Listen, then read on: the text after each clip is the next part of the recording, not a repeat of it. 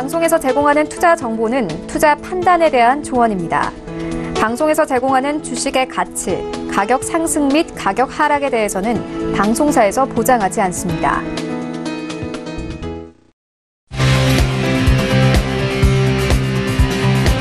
슈퍼스탁 발굴 프로젝트 글로벌 슈퍼스탁의 김민아입니다. 미국 시장에 세 가지 호재가 터졌습니다. 먼저 12월 고용지표가 호조세를 띄었고요. 미중 무역 협상의 시기도 다가오고 있습니다. 그리고 가장 중요한 것은 파월 의장의 발언이 비둘기파적으로 바뀌었다는 건데요.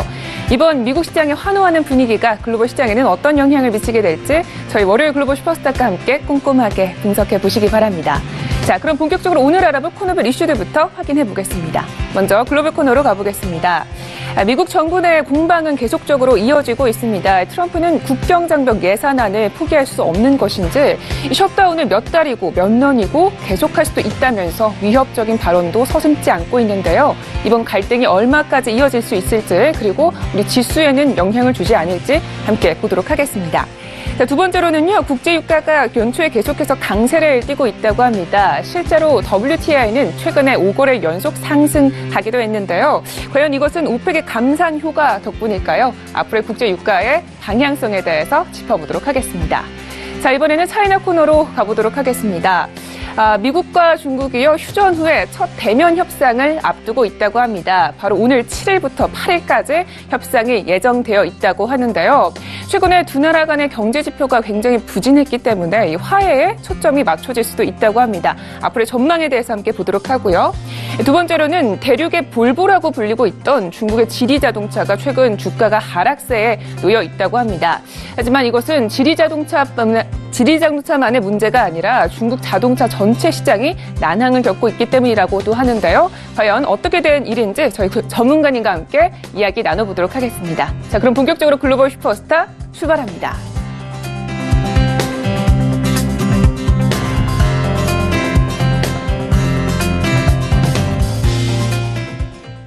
네, 오늘의 글로벌 이슈에 대해서 자세하게 분석을 해보도록 하겠습니다. 오늘은요, 김은수 멘토님과 함께합니다. 네, 멘토님 안녕하세요. 안녕하세요. 네, 반갑습니다. 네. 자, 저희 첫 번째 이슈부터 함께 보도록 하겠습니다. 연방정부의 부분 폐쇄 사태가 아직도 해결될 조짐을 보이지 않는 것 같은데요. 자세한 소식 전해주시죠. 네, 맞습니다. 지금 트럼프 대통령과 연방의회 지도부가요, 이 4일 백악관에서 다시 만났는데요. 이 타협점을 찾지 못하면서 2주째 이어지고 있는 상황입니다. 이날 척 슈머 상원 민주당 대표와 낸시 펠로시 신임 하원의장은 이날 회동에서 입씨름이 벌어지면서 회담 분위기가 좀 싸늘했다라는 이러한 소식이 전해지고 있는데요. 이 민주당 지도자는 국경보안 예산에 관한 논의를 계속하는 동안 일단 연방정부 업무를 재개시킬 것을 트럼프 대통령에게 지금 촉구한 상황입니다. 이 수백만 미국인을 인질로 잡지 말고 정부를 열자고 호소했다는 건데요. 한마디로 이 셧다운으로 인해서 이 미국인들이 직접 굉장히 불편함을 겪고 있다, 이러한 말과 같습니다. 이 트럼프 대통령은 하지만 민주당 측 제안을 지금 거부하고요. 이 셧다운 연방정부 부분 폐쇄, 이 셧다운 사태가 몇 달, 몇 년이고 갈 수 있다라고 지금 이렇게 말을 했는데요. 사실 이 기사를 읽고 정말 트럼프 대통령이 이렇게 얘기를 했을까라고 이 조사를 좀 해봤는데요. 뒤이어서 트럼프 대통령이 이 백악관 정원에서 기자회견을 열고 실제로 장벽 예산을 받을 때까지 셧다운 상태를 지속하겠다라고 이렇게 주장을 했습니다. 이 민주당 쪽에서 요구하는 건요, 한마디로 3일에 있었던 하원에서 이 처리한 법안을 받아들여 달라는 겁니다. 116대 연방의회 개원 첫날이 이 3일이었는데요. 이 하원이 민주당 주도 아래 2019년 회계연도 지출 법안을 통과시켰습니다. 현재 셧다운 상태에 있는 연방 부서들 가운데 국토안보부는요, 2월 8일까지 임시 지출안을 운영하고요. 나머지 부서는 2019년 이 회계연도 마지막 날이 9월 30일까지 운영하는 법안입니다. 쉽게 얘기해서 현재 셧다운은 국방부와 보건후생부 그리고 보훈부 등은 이 문제없이 운영이 되고 있고요. 반대로 국토안보부, 국무부, 내무부, 이 미국 내부 쪽에서 하는 이러한 지출안 승인을 받지 못했기 때문에 지난 12월 22일부터 업무가 정지가 된 상태입니다. 이번에서 하원에서 이제 통과된 법안에 대해서 제가 이제 좀 간략하게 말씀을 드리자면 얘기하면요. 하원만 이 통과를 했다고 해서 되는 게 아니고요. 이 상원 승인을 받은 뒤에 대통령 이 서명까지 받아야 되는데 이 트럼프 대통령은 이 지출안에 거부권을 행사하겠다는 이러한 뜻을 전한 겁니다. 왜 새 지출안에 대해서 이 거부를 했을까요? 당연히 이 트럼프 대통령은 이 국경 장벽 때문인데요. 이 트럼프 대통령은 국경 장벽 건설을 위해서 50억 달러가 반드시 국토 이 안보부 예산에 들어가야 한다라고 요구를 한 상황입니다. 이에 대해서 민주당 측은 국경 장벽 건설 명목이 아니고 이 국경 보안 강화 명목으로 13억 달러를 줄 수 있다. 트럼프 대통령은 50억 달러를 내놔라. 민주당은 13억밖에 줄 수 없다. 이러한 이 상황이 벌어지고 있는 겁니다. 이렇기 때문에 이 국경 장벽 건설 예산이 전혀 들어가 있지 않기 때문에 이 아메리칸 퍼스트 트럼프 대통령은 이 새 지출안에 대해서 거부를 하고 있고요. 민주당을 굉장히 강하게 비난을 하고 있는 상황입니다.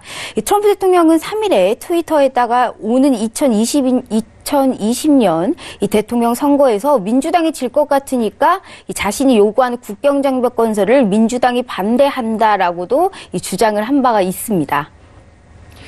네, 이 중간선거 이후로부터 계속적으로 셧다운과 같은 정치적인 이슈가 조금 계속되고 있는데요. 이런 상황에서 미국의 경제 역시도 좀 부진하다 이런 이야기들도 들고 있습니다.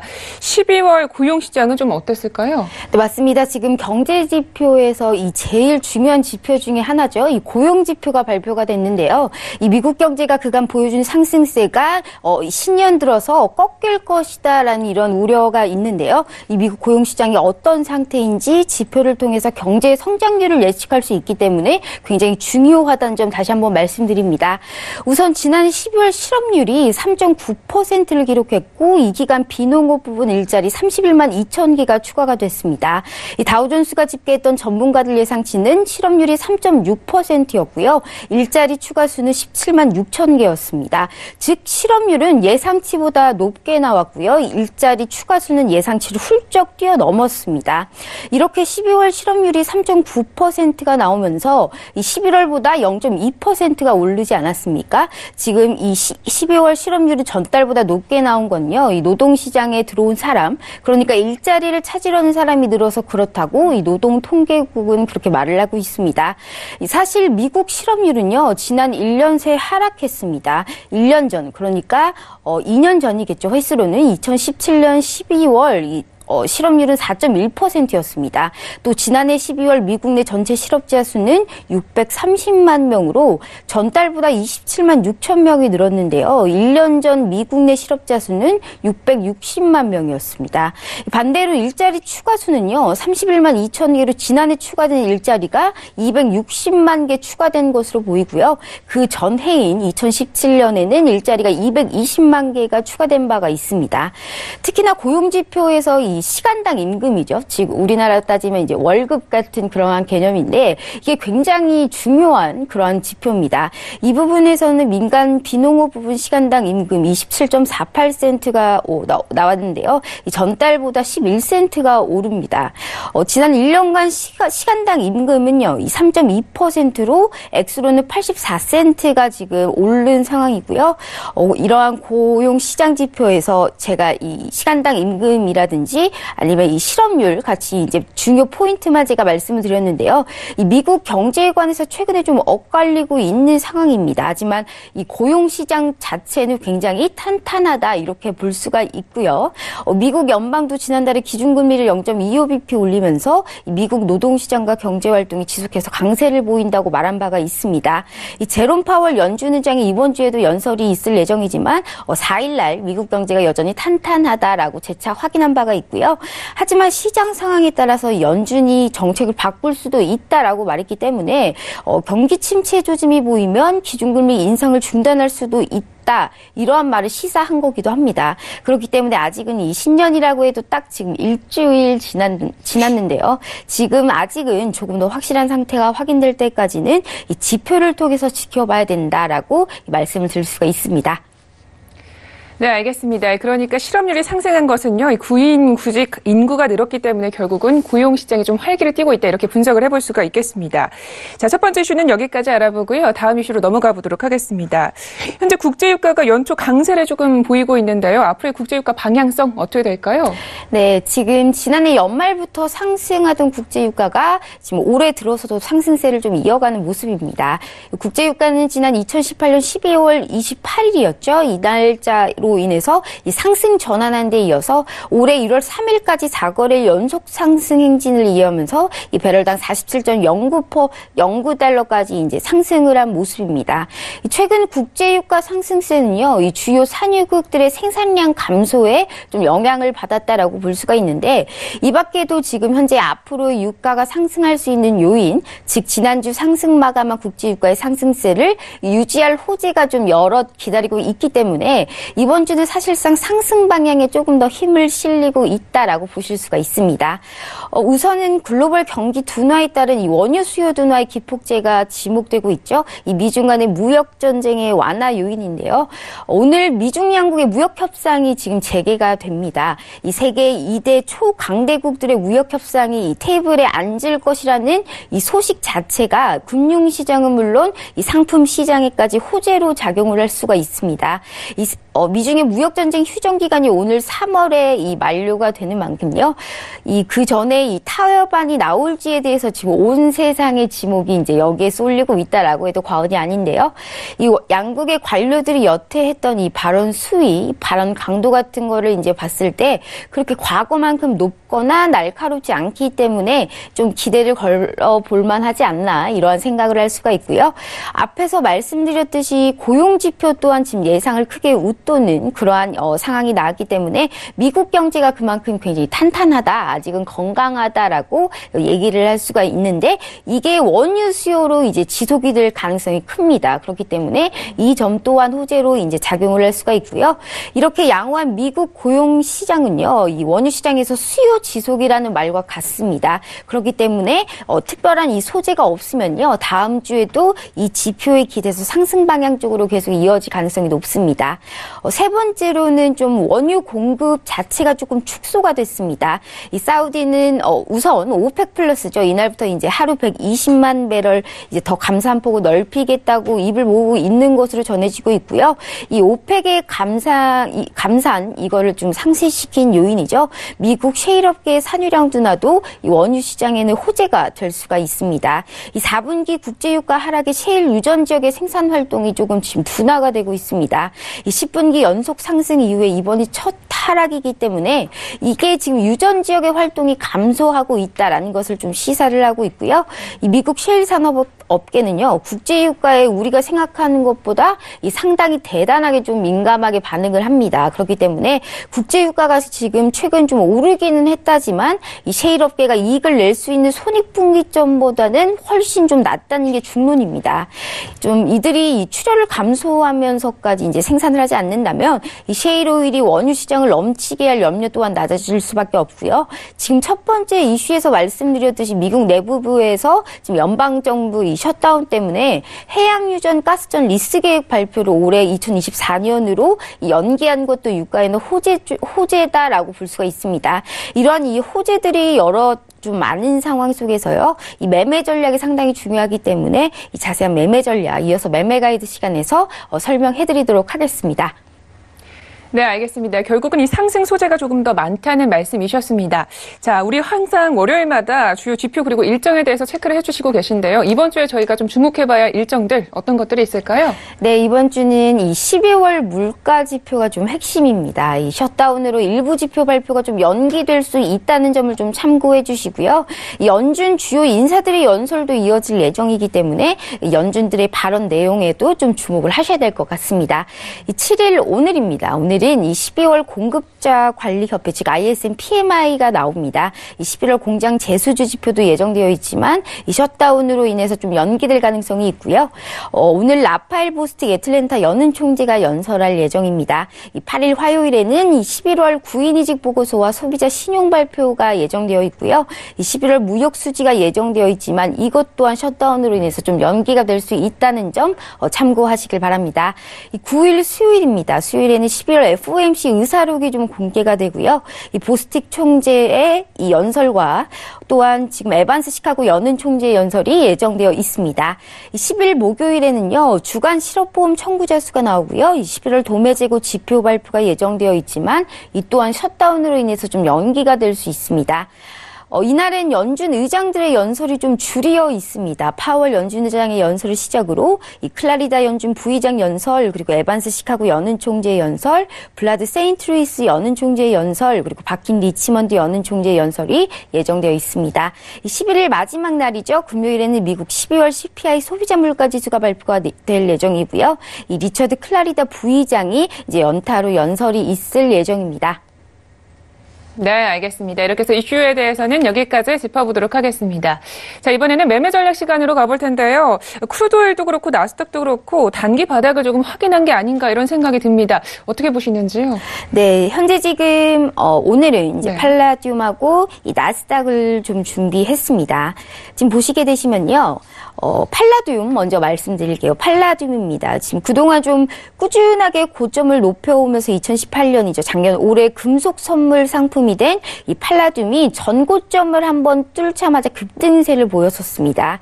특히 지난 거래일에요. 1,194달러를 돌파하면서 이 1,239.8달러의 종가 마감을 했고요. 1,249달러까지 지금 급등을 한 모습을 볼 수가 있습니다.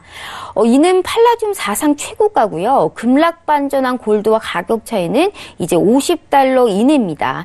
이 팔라듐이 골드보다 더 비싼 시대가 오기 일부 직전까지 이제 온 것이다라고 이제 보면 되고요. 저는 지난 1년 넘게 팔라듐을 계속 이 매수로만 말씀을 드렸었습니다. 그렇기 때문에 이제 다시 고가를 갱신하면서 이 상단 저항 라인을 이제 확인하기 힘들기 때문에 이 보유하신 분들이 이제 1,200달러 이 주요 라인 1,200달러가 깨지기 전까지는 계속 홀딩하시면서 또한 보유하지 못하신 분들은 1,200달러대까지 내려오면 이제 매수로 보시기를 바랍니다. 이어서 나스닥 말씀드릴게요. 현재 이 나스닥 일봉입니다. 나스닥 역시 이 비농업 취업자 수가 이제 깜짝 이제 호조 이러한 영향으로 인해서 상승 출발을 했는데요. 이른바 시장이 기대했던 파월풋, 즉 미 연준 의장의 비둘기적인 스탠스가 나오면서 이 급등세를 보인 모습을 볼 수가 있습니다. 특히 파월 의장의 발언 중에요. 연준의 이 대차 대조표 축소를 언제든지 변경 가능할 수 있다라는 발언은 즉 언제든지 금리 인상의 정책을 전환할 수 있다. 이렇게 볼 수가 있고요. 또 물가 역시 이제 변경이 가능하다. 역시 관리 가능한 수준에서 이야기를 하면서 물가 상승에 따른 금리 인상 가능성을 좀 차단했습니다. 그리고 특히 나스닥의 경우에는 팡주죠. 기술주 이 나스닥 팡주 내에서 골드만삭스가 이 차별화를 이야기하면서 넷플릭스에 대한 매수 추천이 이 시장의 투심을 돌아오게 한다라고 말씀드리면서 반등 목표 구간으로 이 말씀드렸던 6,435포인트죠. 6,435포인트 여기가 정확하게 나스닥 선물 종가로 6,431.75포인트로 지금 끝나지 않았습니까? 거의 완벽하게 이 맞췄다라고 볼 수가 있는데요. 일단 반등한다라고 했을 때는 목표를 채웠기 때문에 이 단기적으로는 그 상단에 있는 6,314포인트까지 밀릴 가능성을 좀 염두하셔야 됩니다. 하지만 여기에서 다시 매수 접근은 충분하게 가능하기 때문에 만약에 지금 현재 여기에서 밀린다라고 하시면 여기에서 이제 매수를 좀 대응하시는 것이 좋다라고 말씀드릴 수가 있습니다. 네, 알겠습니다. 자, 이렇게 해서 나스닥과 팔라듐에 대해서 보셨는데요. 크루드오일에 대한 매매 전략도 아까 전에 이슈에서 주신다고 하셨는데 오늘장 좀 어떻게 대응을 해보시면 좋을까요?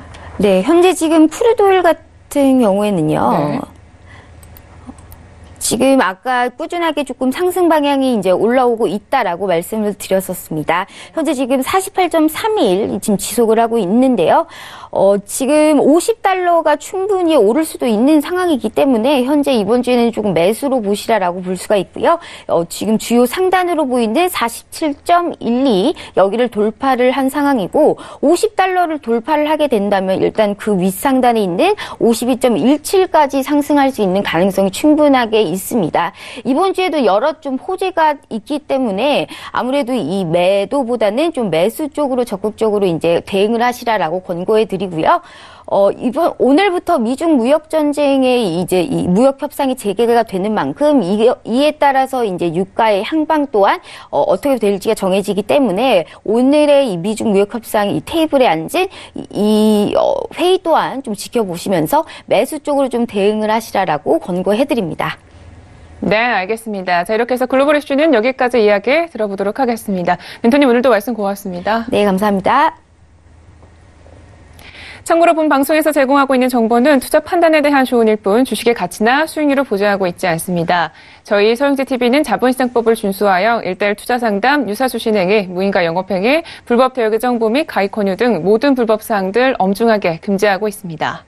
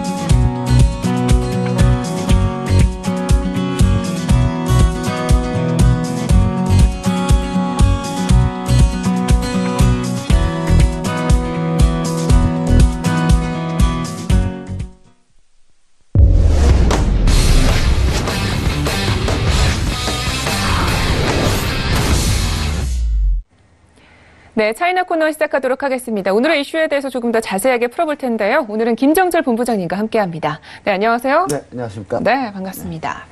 저 이슈 분석하기 앞서서요. 전일장 마감장에 대해서 알아보면 좋겠는데요. 지난 금요일장을 보니까 상해지수 그리고 항생지수 모두 장대 양봉을 출현을 했어요. 네. 어떤 호재가 있었을까요? 일단 뭐 호재라고 보면은 네. 이렇게 역시 중국다워요. 중국답다는 얘기는 뭐냐면 그냥 뭔가 시장의 이슈로 뭔가 호재가 나온 게 아니라 정부에서 뭔가 쏟아냅니다. 네, 쏟아내는데 일단 첫 번째로 리커창 총리가 갑자기 공사은행하고 인민은행 방문을 합니다. 방문해가지고 기업 대출 좀 늘려달라, 좀 늘려줘라. 그랬더니 이제 갑자기 그것 때문에 이제 은행주부터 금융주부터 급등하기 시작합니다. 그런 상황에서 지준율이나 이거는 이제 장 끝나고 나온 건데요. 4일날 이제 장 끝나고 나온 건데 장 끝나고 이제 15일과 25일날 지준율을 각각 인하를 하겠다. 0.5%씩 인하를 하겠다 해가지고 1% 인하한다. 라는 얘기가 좀 나왔고요. 일단 근데 그런 분위기가 이미 장중에는 감지가 됐어요. 감지가 된 상태였기 때문에 사실 중국장이 이렇게 올라와 주면서 다시 한번 우리나라 증시도 그날 금요일날 갑자기 급반등 급전환하지 않습니까? 하락이었다가 상승 전환했는데 그러면서 이제 어느 정도 글로벌 증시를 조금 약간 좀 견인을 했다 뭐 이렇게 보면 좋을 것 같습니다. 리커창 총리가 공상은행, 건설은행, 중국은행 이렇게 방문을 해가지고 민간 기업들, 그러니까 민간 기업들의 대출, 중소민간기업들에 좀 대출 좀 잘해줘라. 이유는 있습니다. 포인트는 뭐냐면, 원래, 공상은행이나 인민은행 하면 이제, 아니, 공상은행, 중국은행, 그 다음 건설은행 하면 중국의 정말 큰 은행들이거든요. 근데 이 대형은행들이 자꾸 구구기업하고 지방정부은행 기업들에만 자꾸 대출을 많이 해줬어요. 그래서 중소기업에 대출을 잘 안 해줬는데, 이번에 이제 얘기해서 조금 이제 억지로 좀 대출 좀 거의 쥐어 짜는 거죠. 한마디로. 예, 쥐어 짜는, 그러니까 위에서 올라오면 하라는데 뭐, 이렇게, 싫은데요. 이렇게 뭐 못하잖아요. 예, 일단 뭐 그런 분위기였고. 그다음 이제 마지막 이슈가 뭐였냐면 이제 이번에 이제 중국이 새해가 들어서면서 이제 대규모 인프라 사업을 갑자기 다 승인합니다. 갑자기 지하철, 요즘에 지하철 엄청 많이 만들고 있어요. 중국이 지금 지하철 만든다고 지금, 도시철도인데 이게 지하철하고 연관이 돼 있습니다. 그래서 이제 상해부터 해서 상해, 지린성, 장수성, 창춘, 후베이, 우한, 뭐, 동시다발적으로 도시철도 계획을 발표합니다. 이러면서 갑자기 뭐야 이거 분위기 뭐 거의 뭐 그냥 떠받쳤죠 완전히. 차트 보시면은 떠받쳐야 될 구간이긴 맞아요. 왜냐하면 차트 보시면 아시겠지만 지금 10월 19일 자리가 저가가 이제 상해종합 같은 경우는 2,449 정도 되거든요. 2,449가 저가 자리인데 사실 이날 그 저가를 깼습니다. 2,440까지 밀렸어요. 40까지 밀렸는데, 여기서 더 밀리는 순간, 이제, 전저점 이탈하면 증시 뻔하잖아요. 전저점 이탈하면 폭락이잖아요. 그러니까 그런 부분들 때문에, 상당히 많이 공을 들였는데, 효과가 바로 나타나서, 갑자기 급반등했고요. 상해종합 같은 경우는 2% 넘게 급등을 했습니다. 2% 넘게 급등했고, 항생이 약간 금융주들이 많이 있잖아요. 항생이 금융주들이 많이 있다 보니까, 항생 역시, 홍콩 항생지수 역시 마찬가지로 급등을 한 그런 모습을 좀 보여줬고요. 그리고 이제 선조 성분지수가 좀 많이 올랐어요. 2.76% 급등을 했고요. 창업한 지수가 2.52%. 그러면서 중소형주들이 좀 많이 오른 상태로 좀 금요일날 시장 분위기 좋게 이어갔고, 그 분위기를 이어받아서 미국장에서 급반등. 저 보면서 깜짝 놀랐어요. 다우가 800포인트를 반등하는 거 보고, 이거는 분위기가 갑자기 이 순간에 이렇게 바뀌나? 이런 생각을 좀 해봤는데, 전체적으로 증시를 봤을 때는 오늘 일단 반영이 안 된 이슈들이 몇 가지 있습니다. 첫 번째는 지준율 인하가 확정적이지 않았기 때문에 지준율 인하의 소식이 아마 오늘 중증시에 이제 조금 반영이 될 거고요. 그다음 두 번째는 지금 현재 다보스 포럼에서 이제 왕치산 부주석이 트럼프 대통령을 만날 가능성. 요 부분까지 포함을 하면은 제가 봤을 때는 조금 더 상해종합이 좀 좋아야 되는데. 우리나라 코스닥 지수 보니까 다시 밀리네요. 다시 이게 문제 조금 안 좋은데, 일단 그래도, 중국 증시 같은 경우는 좀, 긍정적으로 좀 출발할 가능성이 좀 있다. 이렇게 좀 얘기를 좀 드리고요. 전체적으로 봤을 때는 미국이 일단, 이제 지난주 금요일 날, 파월 연준의장이 이제 코멘트를 한번 했죠. 파월풋 제가 사실 이 시간뿐만 아니라 톡스타 시간이나 계속 파월풋이 곧 나올 거다라고 계속 얘기 드렸는데 파월풋이 드디어 나왔습니다. 드디어 나와서 이제 급등했기 때문에 이 부분이 이제 중국 증시에 어떻게 하냐면 위안화를 다시 강세로 만들 가능성이 있다. 그럼 위안화 강세가 되면 중국 자산 가격이 올라갈 가능성이 있기 때문에 그러니까 자금이 안 빠져나가는 것만 해도 다행인 거예요. 중국은 지금 현재. 자금이 안 빠져나갈 가능성, 그리고 추가적으로 좀 유입될 가능성, 이런 가능성까지 봤을 때는 이번 주 증시는 중국 증시는 나쁘지 않을 것 같다. 이렇게 좀 보여지고요.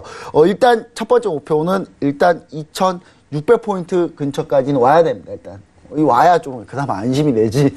일단 2,600포인트까지 과연 끌어올릴 수 있을지 이 부분 한번 우리가 좀 보시면 좋을 것 같네요. 네, 알겠습니다. 그러면 남은 호재들을 좀 감안을 하면은 오늘의 상승도 예견을 해볼 수 있다, 이런 말씀이셨습니다. 자, 이렇게 해서 마감 시황에 대해서 알아봤고요. 첫 번째 이슈부터 살펴보도록 하겠습니다. 미중 무역전쟁이 새로운 전개를 향해 가고 있습니다. 오는 7일에서 8일에 중국 베이징에서 최강급 무역협상이 벌어지는데요.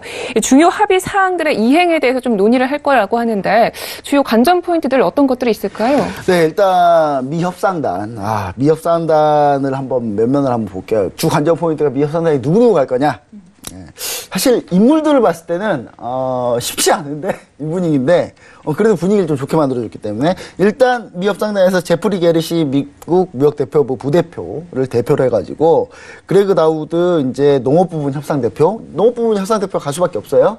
일단 대두 팔아야 되니까 대두 팔아줘야 되니까 일단 대두를 팔러 가는 겁니다. 그리고 데이비드 멜페스 재무부 국제 담당 차관 그리고 길 캐프런 상무부 국제 통상 담당 차관 그다음에 테드 맥키니 농무부 통상 해외 농업 담당 차관 그다음에 메리린 백악관 국가안보회의 글로벌 아시아 경제부분 국장 이렇게 해서 가는데 일단 강경파입니다.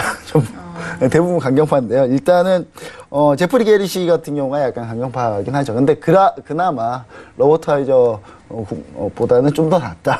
이런 생각이 있습니다. 로버트 하이저가 당장 차관급 회담에 가지는 않을 거지만 그래도 본인이 이제 그래도 말을 아끼고 있잖아요. 입만 안 열면 돼요. 일단 입만 잘 안 열면 될 것 같아서 이분들이 일단 7일하고 8일날 이제 7일부터 9일까지 하겠죠. 일단 진행을 하는데 이 부분이 이번 협상에서 이제 주 포인트가 딱 이제 인물들을 몇 면을 봤을 때 주 포인트를 봤을 때는 비관세 장벽 일단 중국이 이런 거 잘하잖아요. 우리나라 사드 보복도 마찬가지지만 사드 보복이 중국 우리는 시킨 적 없어. 얘네가 알아서 한 거야 이거잖아요. 그러니까 똑같이 지금 미국도 그렇게 하고 있거든요. 그래서 이 비관세 장벽을 얼마나 좀 낮출 수 있는지 그다음 이제 요 부분이 주 포인트고 두 번째가 지적재산권이겠죠. 일단 몇 면을 봤을 때는 지적재산권 얘기가 나올 수밖에 없는 그런 상황이고요. 그다음에 농산물 이게 당장 중요합니다.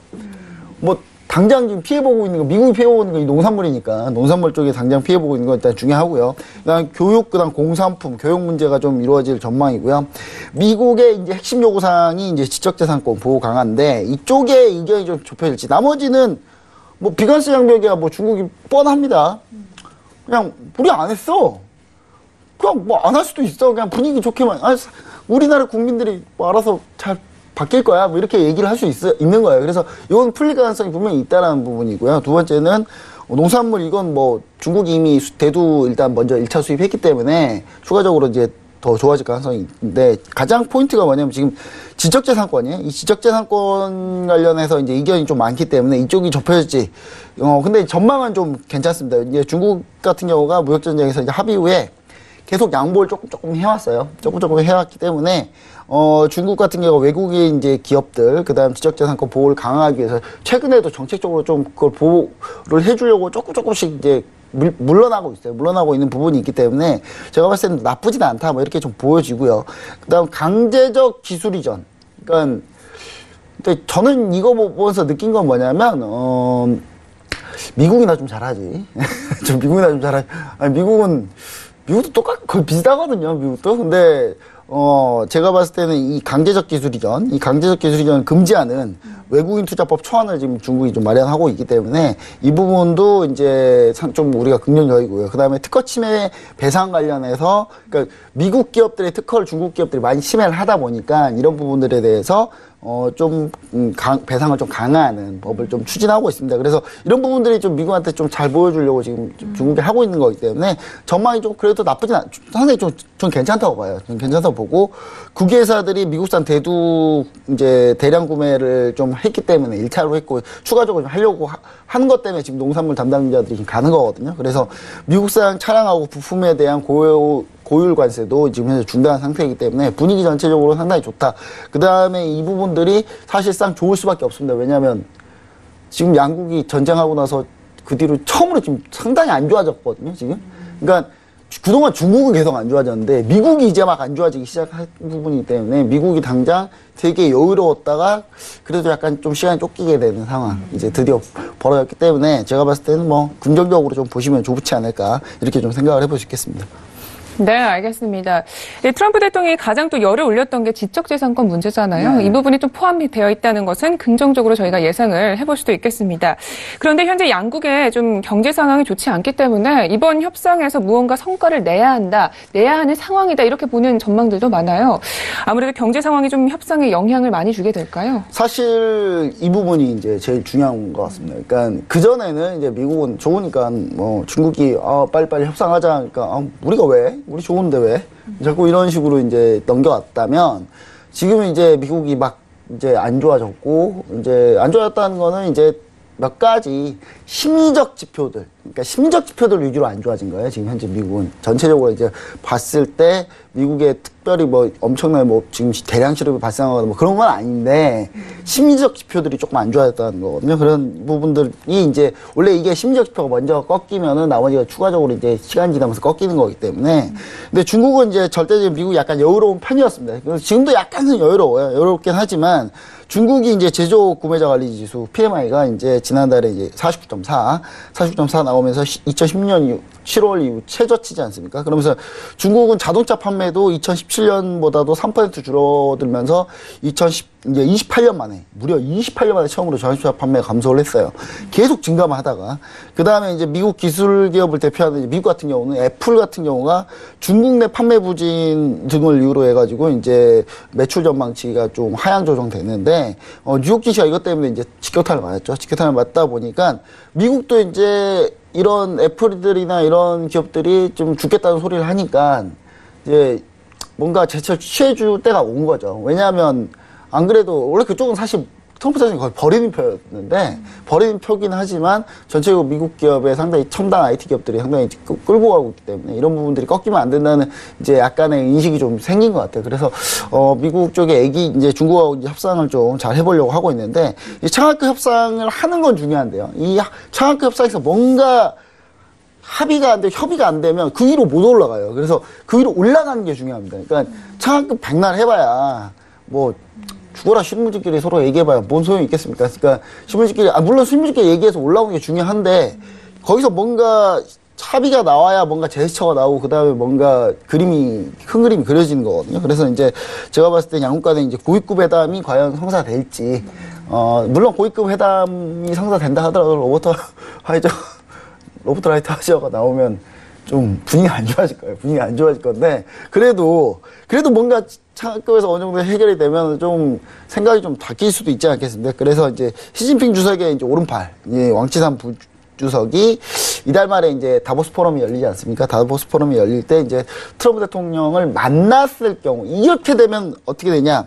고위급 회담까지는 아니더라도 트럼프 대통령이 뭐 왕치산 직접 상대하지는 않겠죠. 가서 안녕 인사만 하고 이제 뒤에 라이트 하자고 와서 나랑 얘기해. 잠깐만 와봐. 이렇게 되겠죠, 아마.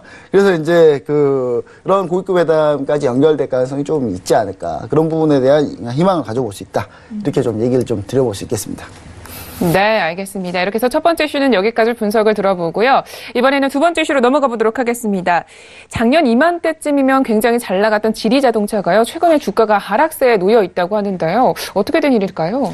네, 사실 제가 참 기억에 남는 게 글로벌 슈퍼스탁을 맨 처음 시작했을 때 제가 자동차 관련주를 가지고 오면서 지리자동차를 가지고 나왔었는데 물론 처음에 상해 자동차를 가지고 나왔어요. 수익 잘 냈습니다. 근데 지리자동차를 가지고 첫 번째 제 손조절목이기 때문에 기억에 상당히 남습니다. 상당히 남는데 일단 그런 거를 다시 한번 얘기 드리면서 한번 얘기를 좀 드려보면 중국의 이제 상하이 자동차가 이제 가장 큰 이제 자동차 회사고요. 거기에 이제 강력하게 도전했던 지리자동차라고 얘기하고요. 상장사명으로 한문으로는 길리라고 돼 있습니다.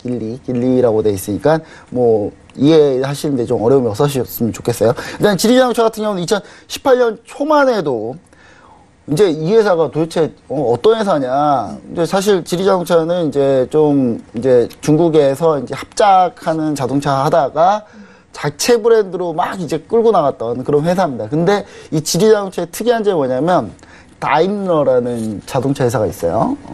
다임러라 그러면 우리 시청자분 잘 몰라요. 근데 벤츠라 그러면 알아요. 예, 벤츠를 가지고 있는 다임러의 대주주입니다. 지리가. 한마디로 벤츠는 중국 회사입니까? 그러면은 쉽게 얘기는 못해요. 왜냐하면 이 지리자동차가 다임러의 최대 주주인데 지분을 엄청 많이 두고 있지는 않습니다. 그러니까 다임러가 여러 이제 지분자들이 의사결정을 같이 하는 구조이기 때문에 사실상 이제 물론 가장 지분은 많아요. 지분은 많은데 결정할 수는 없습니다. 20%대이기 때문에 뭔가를 결정하기 쉽지는 않아요. 그래서 중국 자동차 회사는 아닙니다. 한마디로 벤츠가 중국 자동차야 이렇게 생각하면 안 돼요. 네. 일단 뭐 다국적이라고 보시면 되십니다. 근데 이제 중국 내에서도 이제 전기차 자체 브랜드 강화하면서 입지를 좀 강하게 다져왔어요. 근데 제조업 경기 둔화가 나왔지 않습니까? 제조업 PMI가 안 좋았죠. 이건 곧 자동차 안 팔리라는 얘기거든요, 이거는. 왜냐면 제가 예전에 톡스타 증권스쿨 시간에 자동차 판매가 경제 전망에 미친 영향해가지고 한번 설명을 해드렸어요. 근데 당연히 내가 돈을 못 벌면 내가 지금 한참 돈을 잘 벌고 있어요. 그럼 차를 좀 더 좋은 걸 사려고 하고 차를 사는 시간이 좀 짧아지겠죠? 저 같은 경우도 제가 살았던 생애를 딱 지켜봤을 때 제가 제일 잘 나갔을 때 차를 1년 만에 바꿨던 것 같아요. 그때. 근데 이제 그게 아닌 상황에는 사실상 차를 한 10년이고 탑니다. 차 보통 10년 타니까, 이제. 근데 이제 중요한 거는 이제 그런 부분들이 이제 사실 안 좋아졌는데, 지리자동차가 산하 브랜드 보헤하고 링커가 재고가 이제 급격하게 증가를 했습니다. 그 증가를 하게 되면서, 이 부분들이 좀 문제가 됐고요. 모건 스탠리에서는 이제 지리자동차 투자 의견을 이번에 새로 냈는데, 반토막을 냈어요. 지금 현재 주가에 반토막을 냈거든요. 근데, 이것 때문에 지리자동차 대폭락을 했습니다. 지금 새해 들어서 지리자동차 지금 완전 폭락했는데요. 일단 모건 스탠리에서 일단 얘기한 거는 순이익 전망치를 하향 조정하면서 전년 대비 15% 증가. 전년 대비 한 15% 정도 증가할 거다. 뭐 증가하면 좋은 거 아니에요? 뭐 이렇게 얘기하는데 그전 예상치가 40%였어요. 그러니까 성장률을 상당히 좀 반토막 이상 냈고요. 그 다음에 이제 중국 자동차 판매량에 의미 있는 반등이 나오기 전까지는 사실상 주가 반등이 지리자동차는 쉽지가 않다. 이런 부분을 우리가 좀 생각을 해봐야 될 것 같습니다. 근데 중국의 자동차 판매에 과연 의미 있는 반등이 나올 거냐? 아니, 중국에서 자동차 사면 되지. 중국의 사람들이 자동차 많이 살 수도 있지. 뭐 이런 생각 하거든요. 왜냐면 중국이 올해가 중산층 인구가 제일 많은 해요. 올해하고 내년. 2019년하고 20년이 제일 많은 해고, 중국도 10년 뒤면 이제 고령화 다시 들어가기 시작하거든요. 그러니까 올해하고 내년이 중산층이 제일 많은 시기인데, 그럼 중산층이 제일 많으면 자동차 판매가 많거든요, 원래. 그러면 자동차 판매가 늘어날 수 있지도 않냐. 근데 중국은 자동차를 사고 싶어도요, 못 사요. 돈이 있어도. 번호가 안 나와요. 차에 이제 차 번호가 있지 않습니까? 번호판이 나오지 않습니다. 중국은 중국 사람들이 모두 자동차를 사고 싶은 데서 산다고 한번 상상을 해보세요. 중국 도시에 차를 끌고 지나다닐 수가 없어요. 차가 너무 많아서. 그러니까 그 정도로 이제 중국이 이제 차량 인구가 워낙 많기 때문에 중국은 번호판이 한 몇천만 원 해요. 우리나라 돈으로. 번호판 하는 게. 그러니까 그 정도로 중국에서 차를 가지고 있는다는 게 상당히 어렵거든요.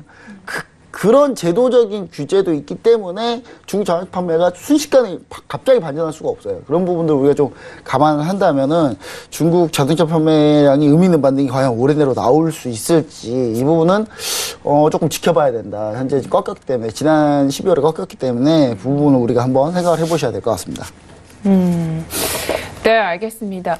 그런데 지금 지리자동차가 이것뿐만이 아니라 또 다른 악재들도 있다고 합니다. 이 리스프 회장이 주식 연계 파생 상품 투자로 손실이 발생하게 될 경우에 보유 지분이 출회될 가능성도 있다라고 하는데 이게 어떤 이야기인가요? 예, 이 악재 하나 또 있어요. 네. 그러니까 이 부분 잘 짚어주셨는데, 리스프 지리랑초 회장이 이제 지난 10월에 1년짜리, 작년 10월입니다. 2018년 10월에 1년짜리 주식연계 파생상품 투자를 했어요. 그러면서 이제 파생상품에 투자로 묶인 지리자동차 주식만 해도 한 8,522만 주로 시가총액으로 따지면 11억 3,290만 홍콩달러. 고요. 이 정도 금액을 현재 지금 파생상품을 내가 투자하기 위해서 내가 가지고 있는 보유지분을 담보로 막 잡힌 거거든요. 그런 부분들 때문에 2017년 5월부터 2018년 5월에도 한번 그러니까 이걸 왜 했냐면 예전에 재미를 봤어요. 재미를 봐서 이 재미를 본 것 때문에 또 한 번 재미 보려고 한 것 같은데 잘못 판단한 거죠 지금. 2017년 5월부터 2018년 5월까지 이제 1년짜리 주식 연계 파생상품 거래로 약 40억 홍콩달러 가까운 돈을 벌었어요. 그때 리스프 회장 보고 뭐라 그랬냐? 이 사람은 투자의 귀재다. 그러니까 리스프 회장이 제가 봤을 때 지리자동차나 열심히 하지. 자꾸 워렌 버핏 되고 싶어 하는 것 같아요, 자꾸 자기가. 그래서 이제 그런 것 때문에 자꾸 파생상품 투자 자꾸 하려고 하는데, 제가 뭐, 이렇게 제시리버모 되고 싶은 곳인지, 그럴 거면 차라리 그냥 금융회사를 차리셨어야지. 왜 자꾸 이상한 데 투자를 하려고 많이 생각을 하고 있어요. 그래서 지금 지리자동차 주가가 떨어지고 있거든요. 이러면 담보가 줄어요. 담보가 줄면서 내 담보로 잡힌 파생상품을 강제 청산당해야 되는. 그런 상황이고 그러면 손실이 어마어마할 거거든요. 그런 부분들에 대해서 좀 문제가 있다 이렇게 보시면 좋을 것 같습니다. 사실 지리자동차 잘 모르신 분들한테 좀 자세히 좀 설명해드리면 지리자동차는 1986년에 중국 전산성에서 이제 설립했던 중소 이제 민영자동차 회사였는데요. 일단 2010년에 뭘로 유명했냐? 2010년에 스웨덴에 볼보를 인수하면서 빠르게 성장을 했습니다. 그럼 볼보는 중국차입니까? 볼보는 중국차 맞아요. 볼보는 중국차 맞아요. 왜냐하면 지분을 많이 갖고 있기 때문에. 벤츠는 중국차 아닙니다. 볼보는 중국차입니다. 볼보 타고 다니신 분, 스웨덴의 그 명차, 중국차입니다. 참고로. 그리고 말레이시아 국민자동차인 프로톤, 그다음에 영국의 스포츠카, 로터스 상당히 유명한 차거든요. 근데 로터스도 다 인수를 그러니까 M&A로 커온 그런 회사입니다. 그래서 요즘엔 플라잉카, 하늘 나는 자동차 요즘 하고 있는데, 미국 실리콘 자동차 업체, 이제 테라퓨지아까지도 인수를 했습니다. 그래서 차세대 플라잉카 준비하고 있는데, 이런 거나 좀 열심히 했으면 좋겠어요. 리스프 회장 제발 좀, 제시보모 되려고 막 투자 이상한 거 투자 안 했으면 참 좋겠습니다. 일단 여기까지 해서 제가 준비한 내용, 마쳤습니다. 예. 알겠습니다. 여기서 조금 추가 질문을 할 게 있어서 여쭤보고 싶은데요. 중국은 자동차 판매량이 계속적으로 줄어들고 있고 지금 작년에 3% 정도 떨어졌다고 하는데 네. 이렇게 지리자동차가 주가가 하락하는 게 우리나라 자동차 업계도 좀 영향을 미치게 될까요? 당연히 미칩니다. 왜냐면 이제 중국 자동차가 이 정도 떨어졌으면 네.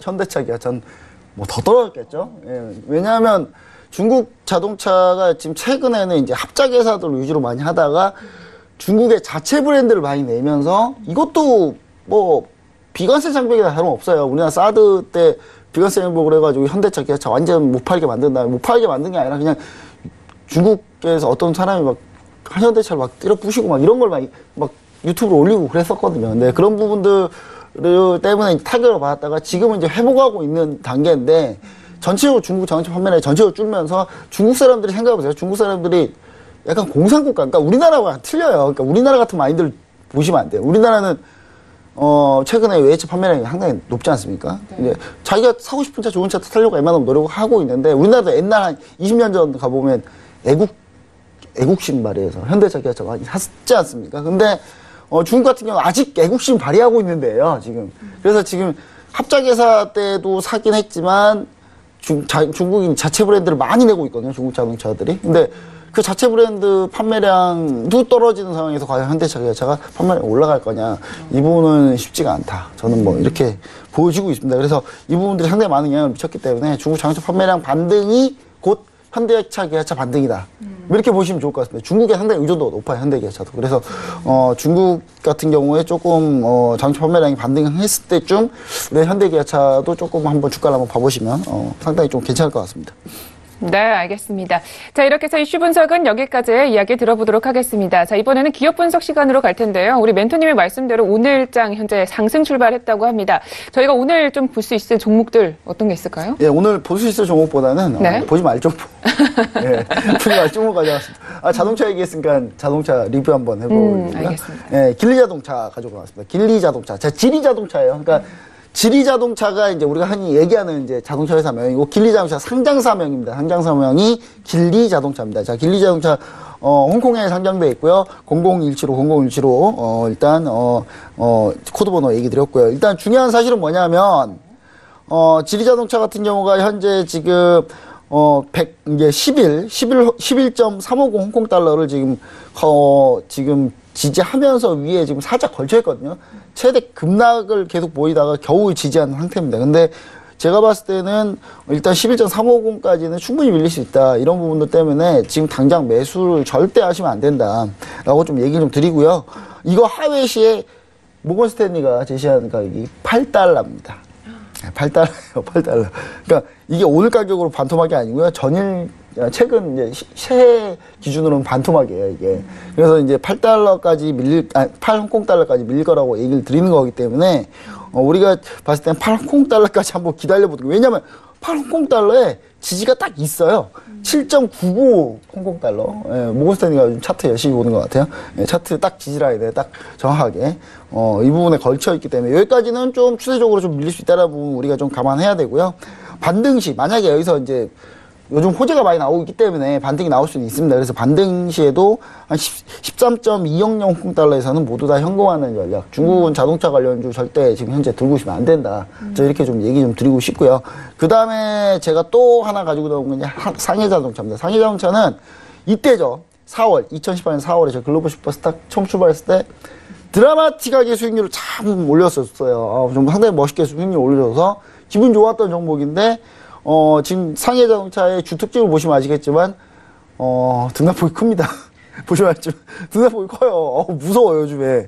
요즘에 무서운데, 지금 최근에 지금 급격하게 급락을 보여주고 있거든요. 근데, 단기 저점은 일단 그래도 어느 정도 좀 확인하고 있다. 이쪽 부분에 지지라인이 상당히 많이 걸쳤기 때문에, 이 부분은 어느 정도 우리가 봤을 때는 좀 지켜나갈 가능성이 좀 있다. 상해자동차 사업, 일단, M&A로 커온 회사인 길리자동차하고 약간 좀 다르거든요, 상해자동차는. 그래서, 제가 봤을 때는 반등 시에, 일단은, 24.500 깨지는지 여부 확인해야 되고요.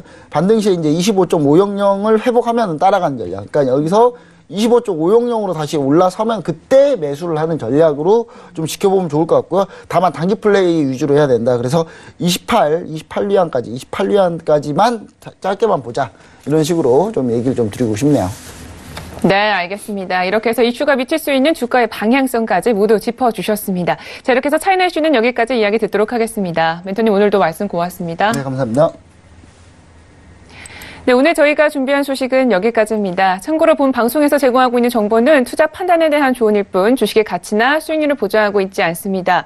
저희 저희 서울경제TV는 자본시장법을 준수하여 1:1 투자 상담, 유사수신행위, 무인가 영업행위, 불법 대여 정보 및 가입 권유 등 모든 불법 사항들 엄중하게 금지하고 있습니다.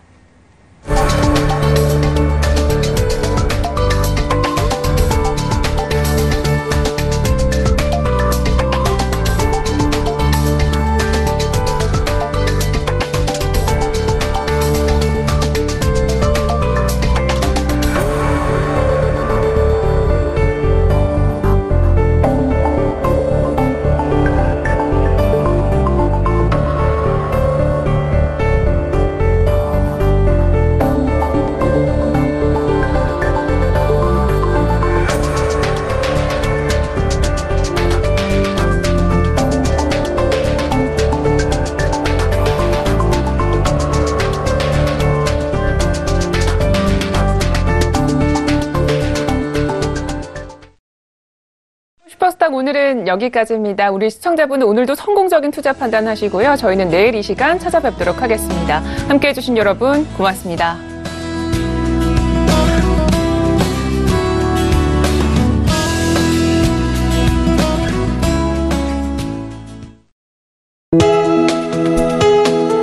본 방송에서 제공하는 투자 정보는 투자 판단에 대한 조언입니다.